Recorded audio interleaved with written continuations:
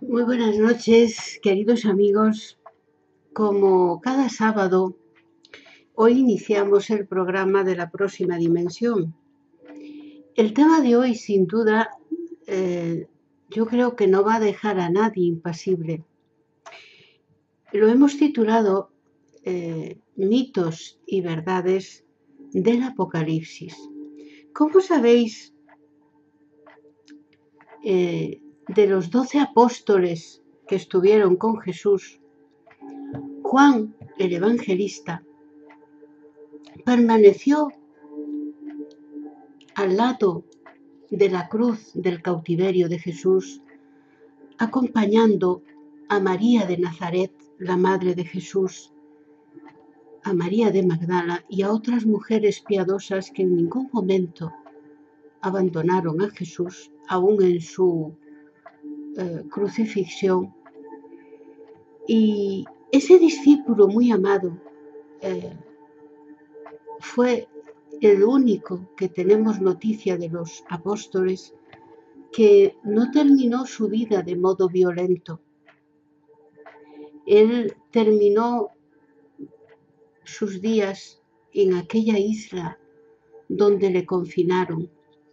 Y allí, a través de su grandiosa mediunidad, fue que recibió el Apocalipsis y de manos del propio Maestro Jesús. Pero, ¿qué es mito y qué es realidad dentro del Apocalipsis? Esta noche, el programa, hablaré de lo que en el espiritismo entendemos por profecías, profetas y en concreto del Apocalipsis. No podemos entrar en mucha profundidad puesto que el programa no da para mucho, pero intentaremos tocar todos los puntos que nos lleven a esclarecer la cuestión de la verdad y lo que es mito del Apocalipsis de Juan. Sin embargo, como en todo acto espírita, vamos a iniciarlo con una oración. Para ello, como siempre os pido, vamos a cerrar los ojos, vamos a entrar en sintonía con Dios nuestro Padre, con el Maestro Jesús,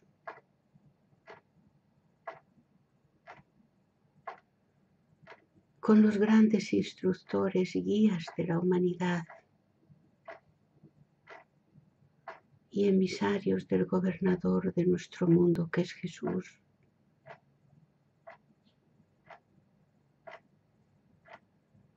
Y vamos a pedirte, Señor, que nos auxilies para que poco a poco vayamos perfeccionándonos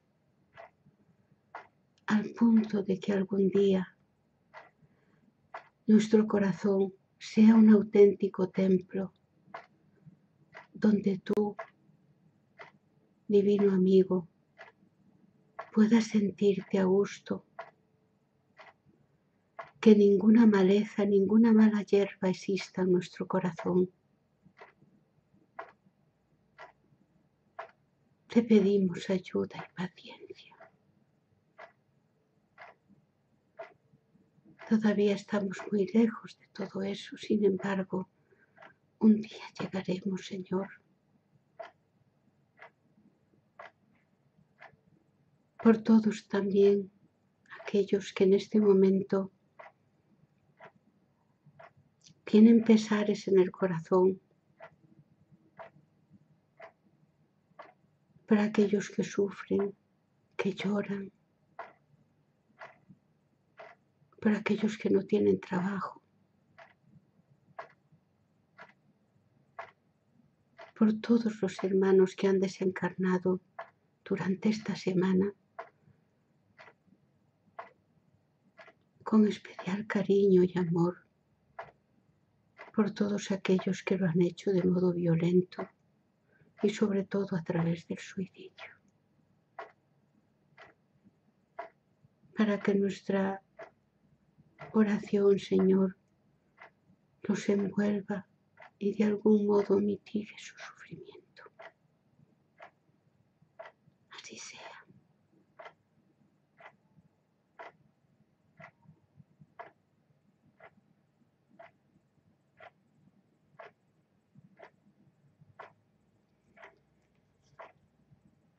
Qué paz y qué tranquilidad, ¿verdad? Cuando uno ora. Es increíble. Ojalá pudiésemos conservar esta paz, esta serenidad, esta tranquilidad a cada momento de nuestra vida. Eso es lo deseable y hasta os aseguro que es posible si nos empeñamos en ello.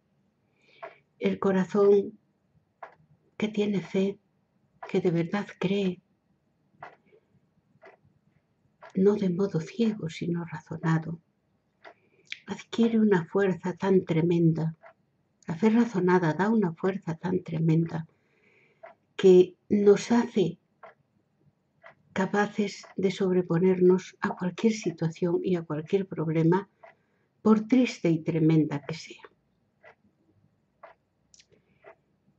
Esta semana, como os decía al inicio del programa, voy a hablaros de los mitos y de las verdades de ese Apocalipsis que escribió Juan el Evangelista. Pero para una mejor comprensión, comenzaré relatándoos un hecho que me sucedió hace poco en una de los cursos que damos en nuestro centro. Un hermano budista, pertenece a la religión budista y está haciendo un curso en nuestro centro, me preguntaba si era lo mismo expiación que karma, lo que nosotros llamábamos expiación en el espiritismo, si era lo mismo que lo que en el budismo entendían por karma. Yo le explicaba a este hermano que yo no suelo emplear esos términos cuando hablo en nombre del espiritismo por una razón, porque los espíritus superiores, Allan Kardec, en la codificación espírita, en ninguno de los 5 libros de la codificación espírita consta esa palabra de karma. Por eso yo no me atrevo a utilizarla. Porque además, según lo que tenemos comprendido, karma implica necesariamente tener que pasar por aquello que hemos hecho pasar a nuestros hermanos del camino e hijos de Dios igual que nosotros. Y nosotros, los espíritas, sabemos que Dios es infinitamente bueno, también es infinitamente justo, pero es infinitamente bueno. Entonces, no podía abocar a sus hijos, porque somos sus hijos muy amados todos, Él nos ama y ningún padre aboca a sus hijos hacia un castigo sin antes darle oportunidad de reparar de modo voluntario aquello que ha hecho mal, desde que se arrepienta y tome la decisión de no volver a actuar de ese modo. Dios no podía ser menos justo que nosotros los hombres. Si nosotros damos oportunidades a nuestros hijos, si a nosotros cada día se nos da oportunidad de retomar los caminos por los que queremos transitar, si cada día en el trabajo nos surgen oportunidades para ser más serviciales, más humildes en nuestro trabajo, en definitiva, cada día amanece, como dice nuestro amigo Roberto de Algeciras, cómo Dios abocaría a sus hijos a un karma. Comprendemos, bajo las enseñanzas de los espíritus superiores que constan en la codificación espírita, comprendemos que el karma es algo que no se puede evitar. Y en nuestra amada doctrina espírita sabemos que nosotros traemos un planning de vida, un planning de reencarnación, en el cual tenemos que rescatar ciertos débitos del ayer. Sin embargo, esos rescates pueden no darse si nosotros cambiamos, si nosotros vamos por el camino recto, por el camino del bien. Saulo de Tarso, el convertido de Damasco, lo decía en una carta. Aquellas comunidades religiosas que él fue fundando por los pueblos gentiles. Dice, la práctica del bien tapará muchos de vuestros errores. Entonces, nosotros podemos traer en nuestro planning reencarnatorio tal o cual experiencia que intrínsecamente conlleve un sufrimiento para nosotros en virtud de débitos del ayer, pero eso puede no darse porque cambiemos tanto que no sea necesario que pasemos por ese sufrimiento. No estamos diciendo nada raro. En nuestro mundo, los alumnos nos examinamos de aquellas asignaturas que hemos suspendido. Pero una vez que hemos aprobado, el profesor no nos exige un nuevo examen. Ya tenemos el aprobado. En esto sucede una cosa similar. Si nosotros voluntariamente atendemos a las llamadas que hacen a la puerta de nuestro corazón los hermanos de camino y nos portamos como verdaderos cristianos, amando a Dios sobre todas las cosas y al prójimo como a nosotros mismos, más o menos, porque eso es muy difícil de cumplir, ya lo sabemos, pero más o menos. Esos sufrimientos, esos karmas, entre comillas, esas expiaciones que llamamos en el espiritismo pueden ser apartadas de nuestro camino porque ya hemos aprendido voluntariamente. Diréis, ¿a dónde quieres ir a parar con todo esto? Pues es muy sencillo. Mirad, en una entrevista que hace Nashiko, una revista IBE, creo que hacia 1984, no, 1982 y también otra en 1979, Chico le preguntan sobre el Apocalipsis y él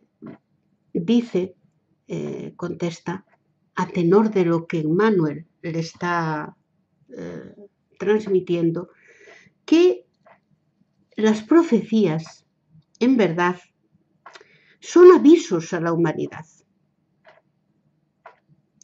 pero se dictan,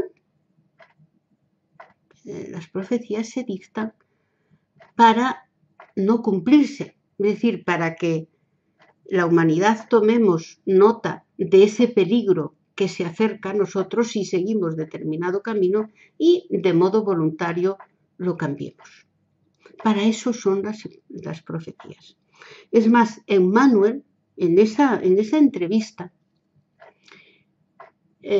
cuando le preguntan sobre cómo valora esos cataclismos, esas hecatombes que aparecen en el Apocalipsis literalmente entendidos, Emmanuel nos pide para que reflexionemos sobre la parábola de Jonás. O sea que es una parábola, no es un hecho real, es una parábola, conforme las palabras que Chico contesta y que nos transmite finalmente lo que dice Emmanuel. En la parábola de Jonás se trata de una ciudad en la que servían al pecado y al mal y Dios ya tenía mandado muchos emisarios y no hacían caso. Y un día Yahvé le dijo a Jonás, dice, voy a destruir la ciudad de Nínive porque no me hacen caso y voy a destruirla si no cambian. Pero si cambian, entonces no será destruida. Pero claro, el problema que tenemos los médium, porque los profetas no son otra cosa que médiums, pues es que como dentro de nosotros, como seres imperfectos, tan imperfectos y tan criminales que somos, aflora más el mal que el bien. Somos los mensajeros de la fatalidad normalmente. Nosotros damos noticias siempre malas. La parte buena no, porque es que dentro de nosotros hay muy poco bien. Entonces tenemos tendencia a ser fatalistas. Entonces a Jonás le ocurría, claro, 3/4 de lo mismo.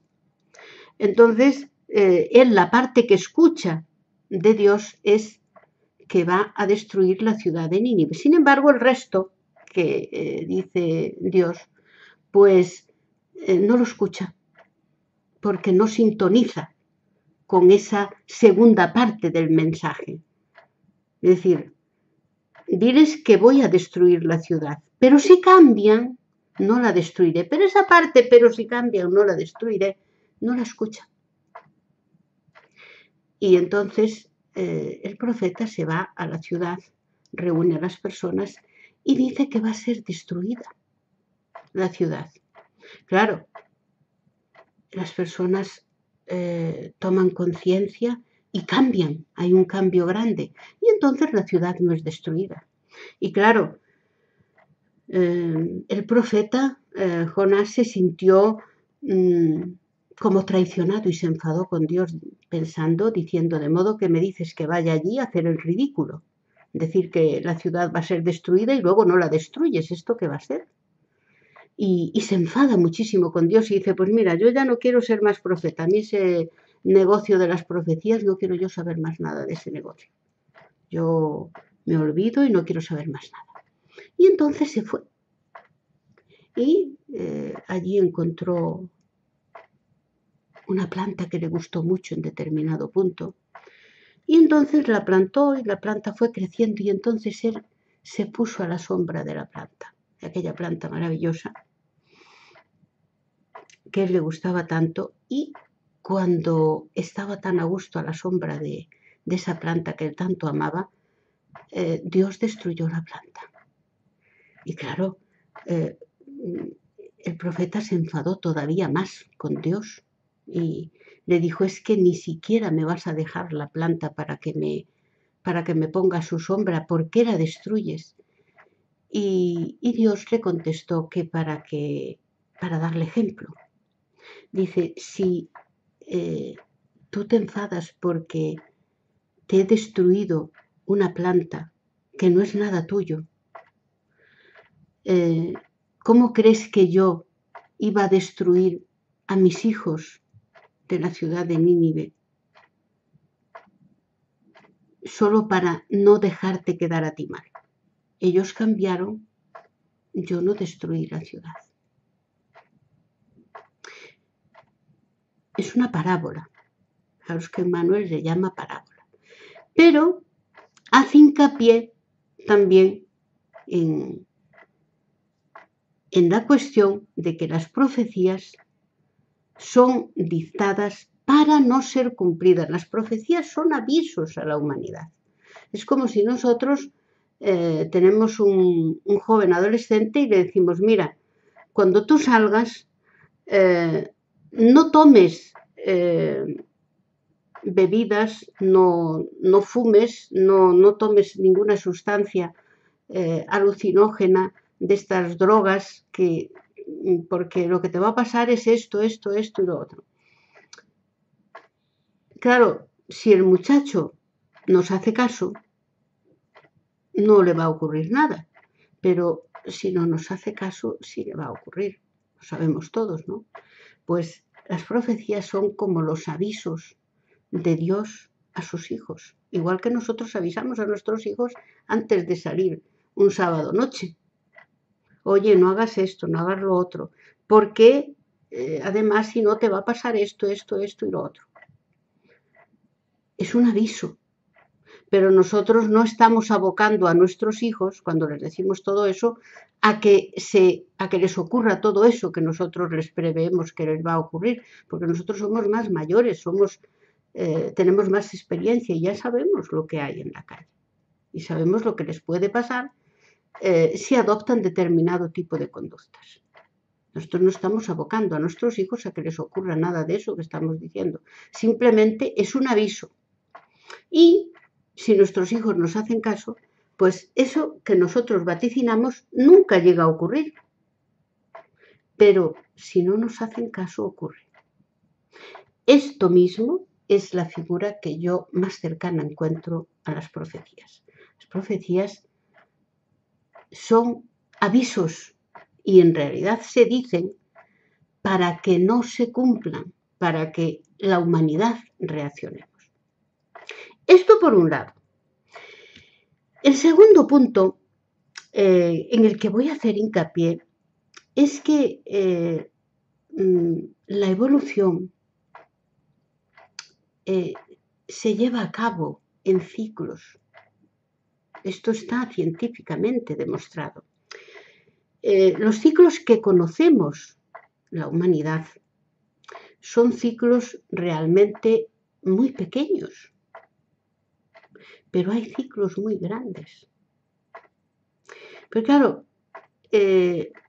aquello de que decía el filósofo de que el hombre es la medida de todas las cosas, nosotros nos lo hemos tomado de modo literal.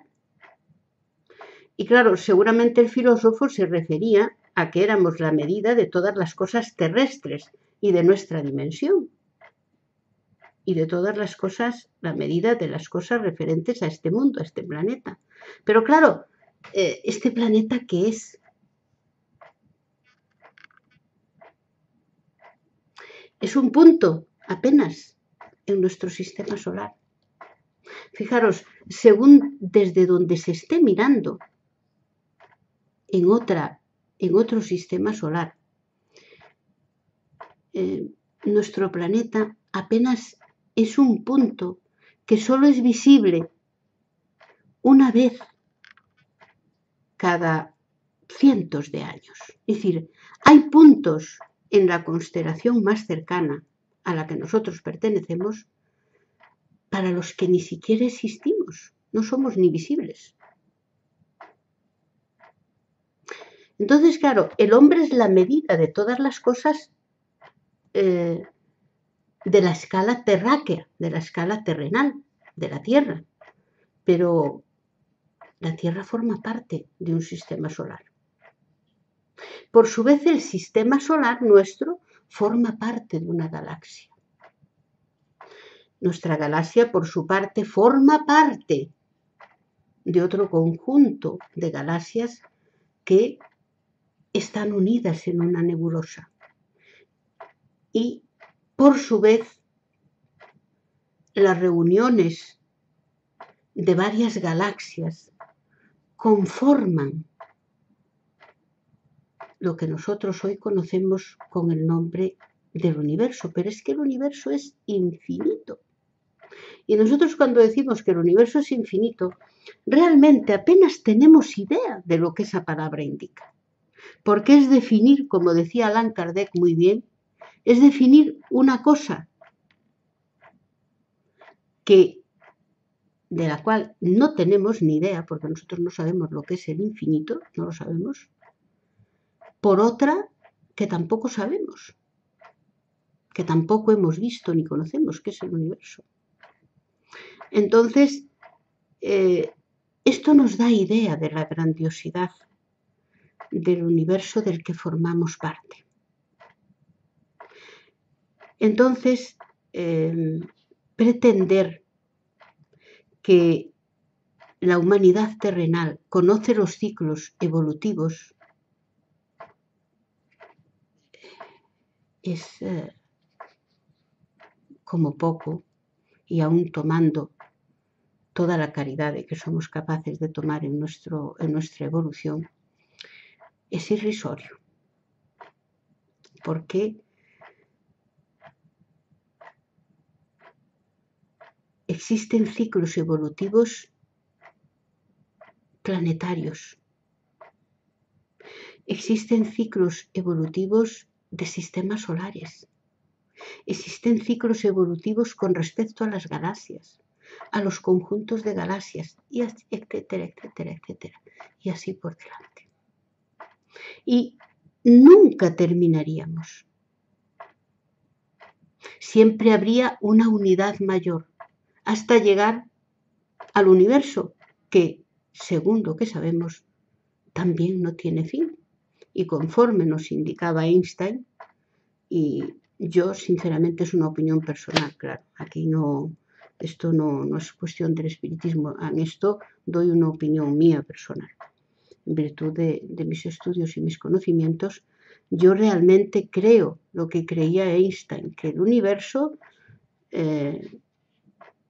es infinito,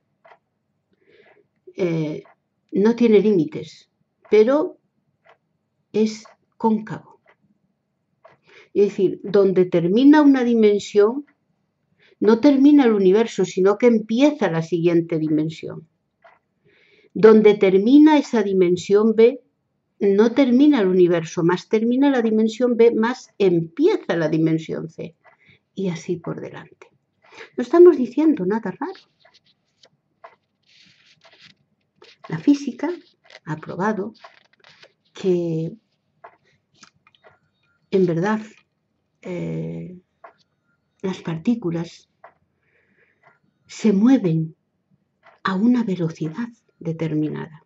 Si nosotros tenemos una partícula sólida y la aceleramos lo suficientemente, esa partícula sólida pasa a ser fluídica.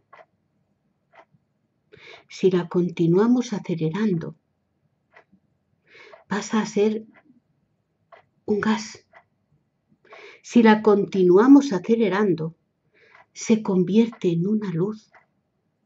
Y más allá, hermanos, de los 300.000 kilómetros por segundo, ya deja nuestra retina ocular, deja de percibir cualquier objeto que se mueva a velocidades superiores a las de la luz.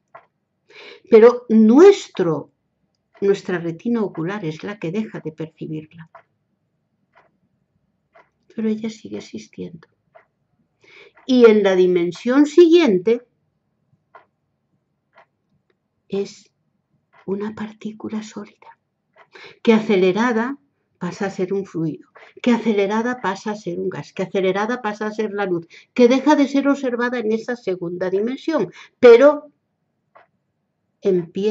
es una partícula, sin embargo, sólida en la dimensión siguiente. Por eso indico que el universo,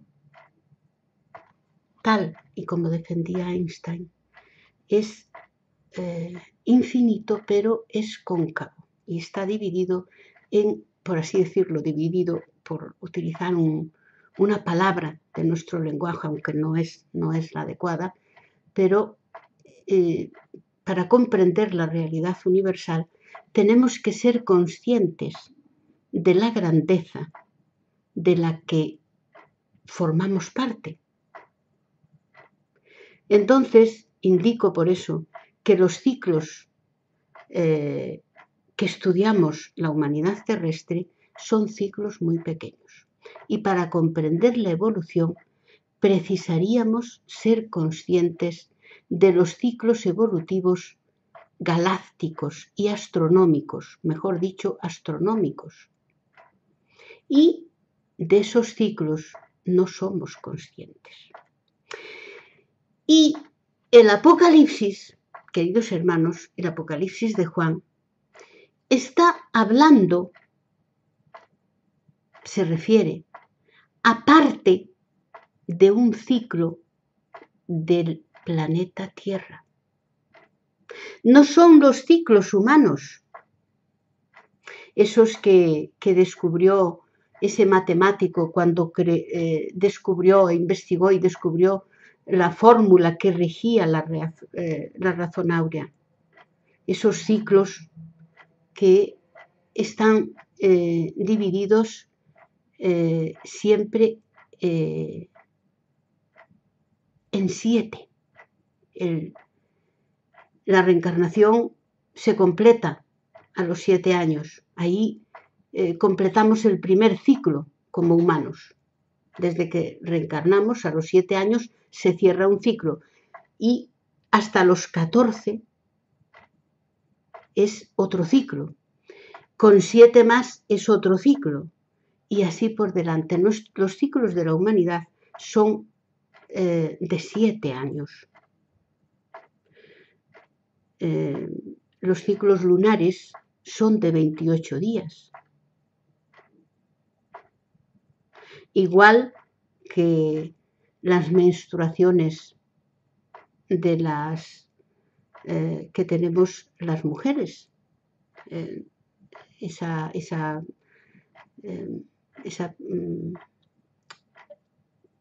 Ese sangrado se produce cada 28 días, indicando el periodo de evolución, de ovulación de la mujer.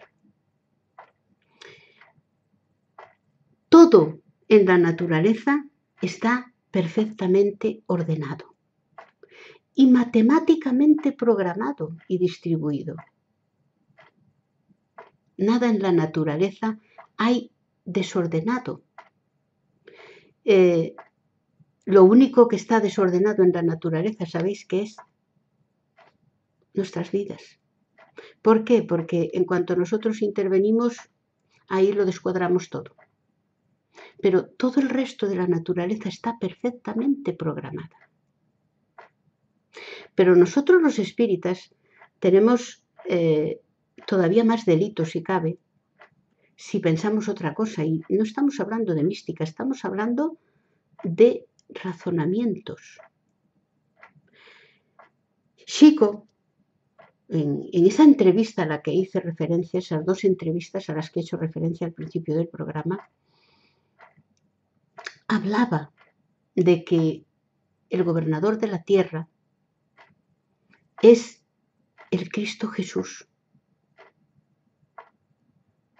El Cristo de nuestro planeta decía que se llamaba Jesús. O sea que podemos deducir que en cada planeta hay un Cristo, que es una entidad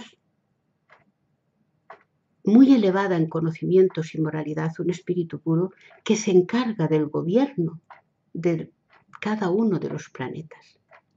Pero hay más. Chico también hacía referencia a que cuando surge el libro de Ramatis, no sé si habéis oído hablar de él, ahí se hace referencia a una entidad que se llama Antelus Y entonces le preguntan en esa entrevista qué les puede decir sobre esa entidad a la que hace referencia los libros de Ramatis. Y Emmanuel le dice a Chico que no pueden entrar en esa cuestión, no les es dado entrar en esa cuestión. Sin embargo, tienen que decir que esa entidad existe y que es una entidad muy elevada y que es un asesor de los ministros del Cristo Jesús. O sea que Jesús tiene ministros. Y también en otra entrevista, Chico hace referencia a los ministros de Jesús al hablar de los antiguos Vedas de la India, al hablar de Buda, al hablar de Gandhi, y de Zoroastro también, como ministros del Cristo Jesús. Es decir, en nuestro planeta nada está desordenado. Hay un gobernador espiritual y que tiene unos ministros. Esto nos recuerda a nuestro hogar. ¿Os acordáis la película en la cual hay un gobernador de la colonia espiritual con 72 ministros? ¿Cuántos habrá en la tierra? ¿Cuántos ministros tendrá Jesús en la tierra? Pero no solo eso. Resulta que, según las palabras de Chico, cada uno de esos ministros tiene muchísimos asesores, que son entidades muy elevadas, tanto espiritual como en conocimientos. Y una de esas entidades es la tal entidad Antelus, que aparece y que hace referencia a ella Ramatis en sus libros. Más adelante, en otra entrevista, Chico también hace referencia a una reunión que tuvo lugar en la atmósfera terrestre de las Pléyades, de los Cristos de cada uno de los planetas de nuestro sistema solar, para tratar sobre el futuro, el cambio, cómo iba a ser el cambio, el paso de planeta de pruebas y expiaciones a regeneración de nuestro mundo. Y ahí están dirigidos por otra entidad que todavía es más elevada que Jesús, también conforme nos indica Chico. Chico dice que no quiere faltar, no es su intención faltar en lo más mínimo al Maestro Jesús, pero que la entidad espiritual que rige nuestro sistema solar todavía es de una naturaleza más elevada que el propio Maestro Jesús. Comprendemos que a nivel de nuestra galaxia habrá todavía una entidad mucho más elevada, que será mucho más elevada que el gobernador espiritual de nuestro sistema solar. Y así por delante hasta llegar a Dios nuestro Padre. ¿Por qué? Al frente de toda esa organización maravillosa y disciplinada se halla Dios nuestro Señor. Por lo tanto, todas aquellas filosofías, todas aquellas religiones que hablan de su Dios como el verdadero, fijaros cuán lejos están de la realidad. Nosotros los espíritas no podemos hablar de nuestro Dios. Ya sabemos que es el Dios del universo, es el Dios cósmico. El propio Chico lo dice. Dice que nosotros tenderemos en el futuro hacia la religión cósmica del amor. No dice ni que hacia el cristianismo, hacia el catolicismo, hacia el espiritismo, no, hacia la religión cósmica del amor. Ese es el futuro. A eso estamos abocados la humanidad de la Tierra.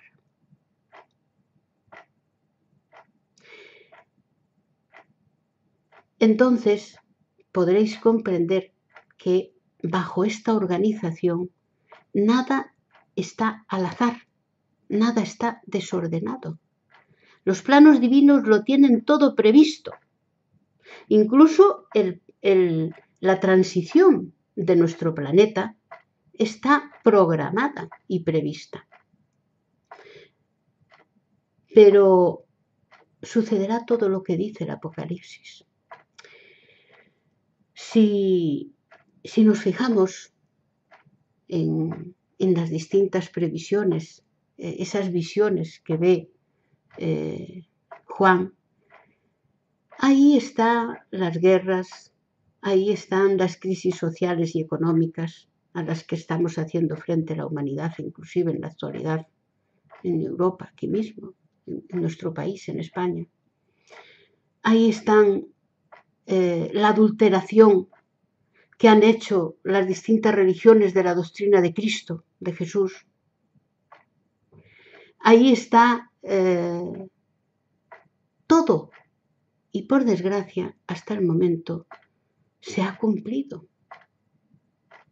Pero todavía la humanidad tenemos oportunidad de que el Apocalipsis de Juan no se cumpla, porque Juan lo recibió para que no se cumpliese.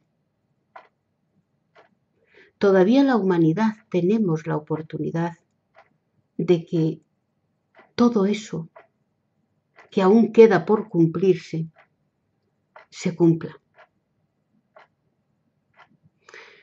Por ello, tenemos que hacer todo lo posible de modo individual cada uno de nosotros, porque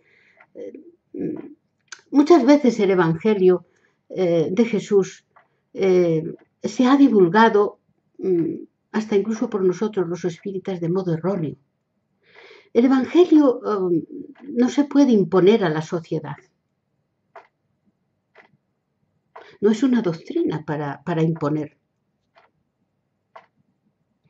El Evangelio de Jesús es una doctrina para poner en práctica de modo individual y personal.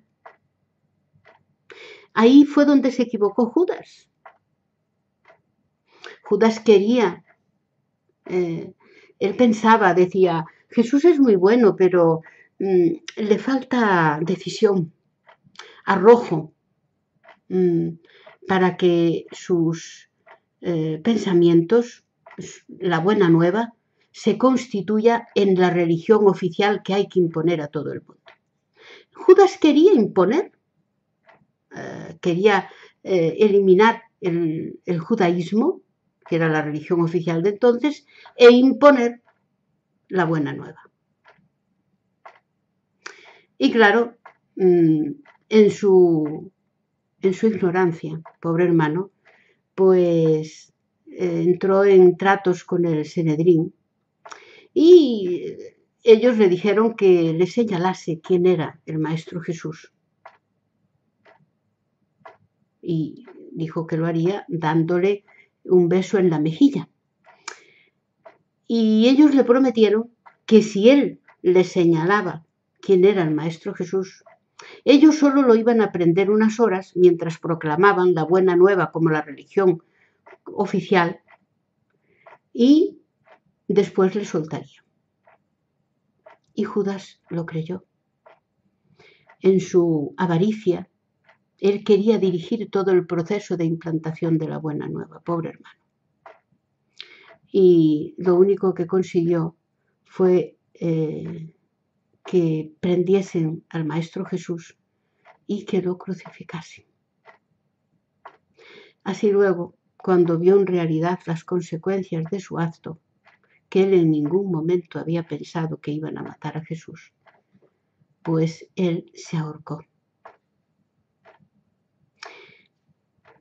La vida de Judas da para reflexionar cada uno de nosotros, sobre todo aquellos que divulgamos el espiritismo, da para una reflexión muy grande. El espiritismo no es para imponer a nadie, la doctrina espírita es la doctrina de Jesús revivida. Y no es para imponer a nadie, es para divulgarla. Y cada una de las personas debe libremente practicarla. Por eso el Evangelio muchas veces lo enfocamos mal. El Evangelio es para que las personas que acuden a nuestros centros espíritas, y nosotros mismos sobre todo, tratemos de practicarla día a día. No es para imponerla a nadie, sino para divulgarla. Dicen los espíritus que aquello que se une a la fuerza se separa solo. Y nada más cierto. No se puede imponer las ideas a nadie. Ni políticas, ni religiosas, ni filosóficas, ni de ningún tipo. Las ideas lo único que se pueden hacer es divulgarlas. Por eso los proselitismos, los sectarismos, esas personas que van de casa en casa, que distribuyen boletos en las ciudades, que nos abordan, vas tú para el trabajo y ahora viene alguien y dice, me permite un momento, es que le quería explicar, dice, no tengo tiempo, yo voy para mi trabajo, yo no puedo pararme en este momento. No, pero solo es una cosa, ¿usted de qué religión es? Mire, que no tengo tiempo, que le estoy diciendo... todas esas conductas no son espíritas. El espiritismo se divulga y el que ha llegado al tramo evolutivo en que lo pueda comprender, lo adopta, pero no como creencia solo, más bien como forma de su vida, no de la de los demás. Por eso, todos aquellos que tratan de imponer el Evangelio se equivocan. El Evangelio se divulga y lo adopta aquel o aquella persona que ha llegado a un grado evolutivo en el que entienda, en el que necesite practicar ese Evangelio. Pero no se puede imponer a nadie. Eso es sectarismo, eso es proselitismo, eso es justamente, eso es caer, digo, en la misma conducta en la que cayó Judas en su momento. La intención de él no era mala, él amaba al Maestro Jesús, pero hay un trozo que es especialmente hermoso, a mí me quedó grabado en un libro que psicografó Chico, que se llama La Buena Nueva.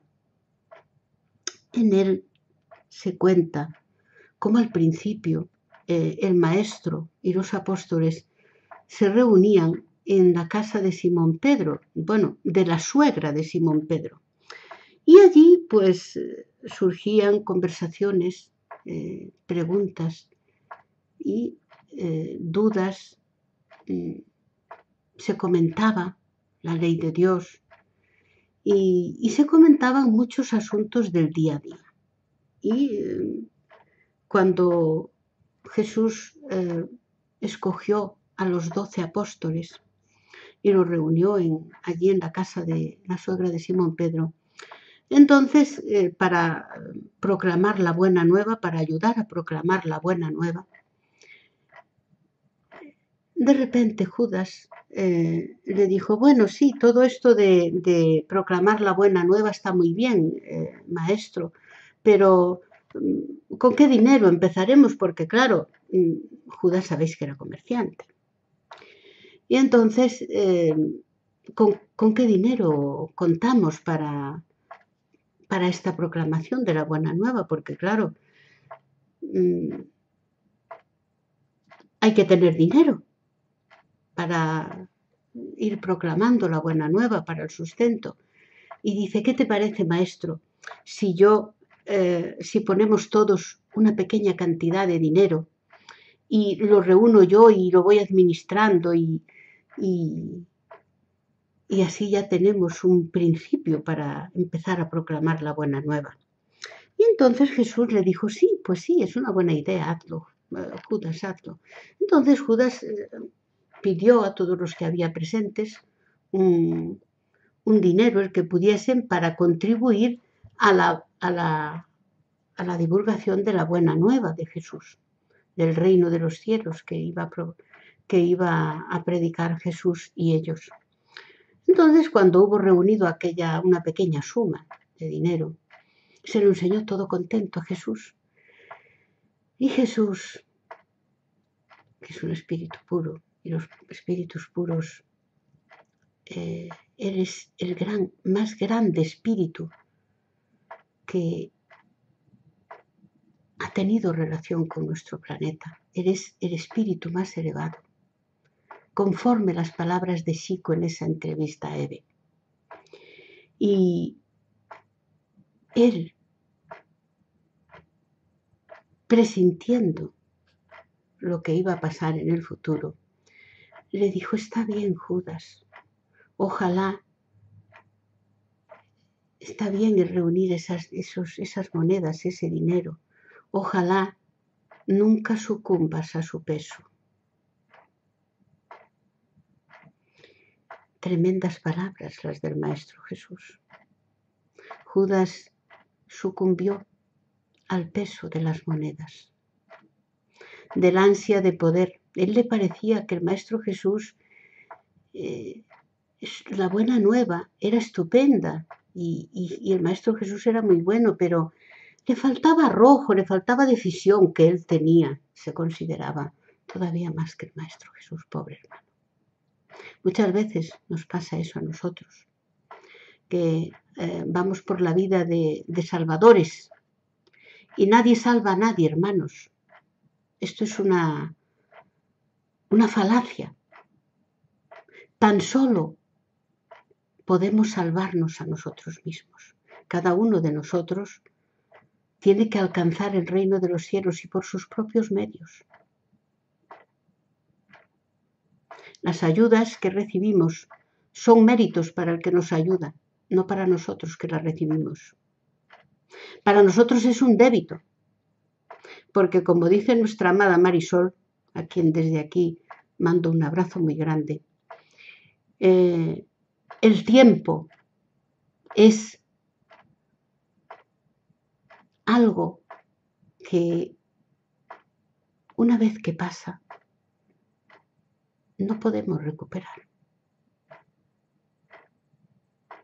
Cuando alguien nos dedica tiempo sin esperar nada a cambio, nosotros estamos en deuda con esa persona.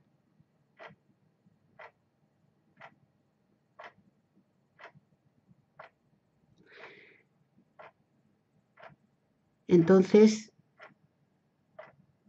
tenemos que reflexionar muy bien en cómo empleamos el tiempo, y cuando seamos causa del tiempo de alguien, tenemos que ser como mínimo responsables y serios, a fin de que no caigamos en deudas que luego van a significar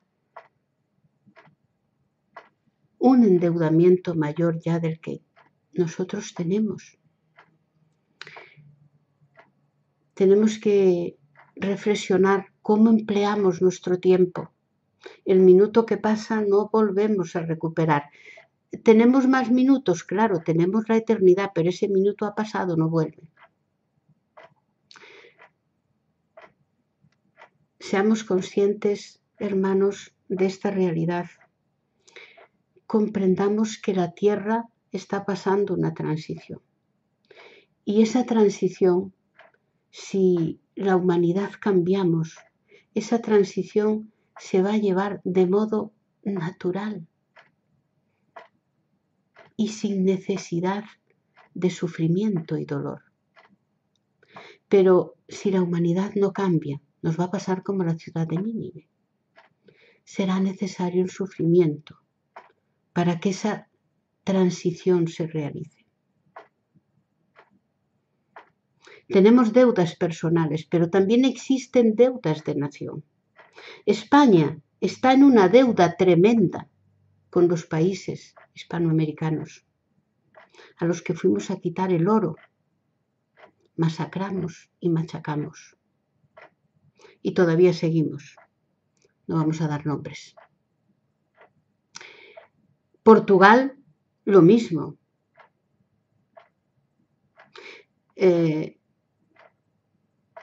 Brasil, Estados Unidos, Inglaterra, Suiza, todos los países tienen deudas. Deudas a nivel de nación. Pero esas deudas no tienen que ser salvadas con sufrimientos. Ocurre como con nuestras vidas, con nuestros planes de vida. Pueden ser saldadas a través de que esas naciones entren en diálogo con otras, ayuden a la pacificación mundial, intervengan activamente para que no existan guerras, masacres, etcétera, etcétera. La humanidad puede cambiar. Nuestros hermanos, los políticos, ojalá alguno de ellos pueda ver este programa y ojalá pueda reflexionar. Ellos tienen una gran responsabilidad, pero todos y cada uno de nosotros también. Pero ellos tienen la dirección de nuestras naciones. Y dicen los espíritus que no solo somos responsables por el mal que hacemos, sino por el bien que dejamos de hacer. Por lo tanto, todos, de modo individual, y las naciones, aquellos que dirigen los destinos de las naciones, aquellos que dirigen los destinos de los continentes, deben de reflexionar para actuar como mediadores, como pacificadores, hacer todo lo posible por evitar las guerras y sobre todo hasta el 2019, según nos dijo Chico, porque ya a partir de ahí ya la Tierra entrará, según tenemos entendido, aunque ya ha entrado, pero definitivamente entraría en regeneración. Pero hasta el 2019 esa playa de espíritus, de los cuales el Cristo Jesús es uno de sus miembros, se reunió y el Cristo Jesús pidió a los otros Cristos de los otros planetas de nuestro sistema solar un plazo para la Tierra. Y ese plazo es de otros 50 años, pero con una condición, porque los otros Cristos no estaban conformes por la actitud de nuestro planeta.